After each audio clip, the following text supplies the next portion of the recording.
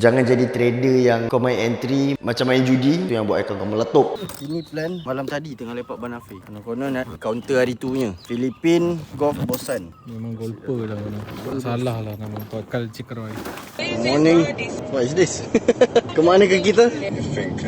Oi, kat mana ni? Kalau kau golfer tapi setakat main dalam Malaysia, kau dah langgar hukum golfer lah. Golfer-golfer yang sebenar kau travel satu dunia ni, bawa bini ni. Nak pergi mana? Kau tunggu. Ni kenapa kau tengah buat apa? Ni buka club head. Kita nak elakkan daripada club head ni patah. Sebab dua model ni je RM10,000. Buka siap-siap club head ni, kita asingkan dia. Bengkok bodoh. Kalau kau main golf, kau nak pergi travel, kau kena beli sports equipment. So kau pergi dekat oversize punya tempat. So package paling rendah 20 kilo. So ni 18. So nanti masa nak ambil pun sama juga, kau kena ambil dekat oversize luggage.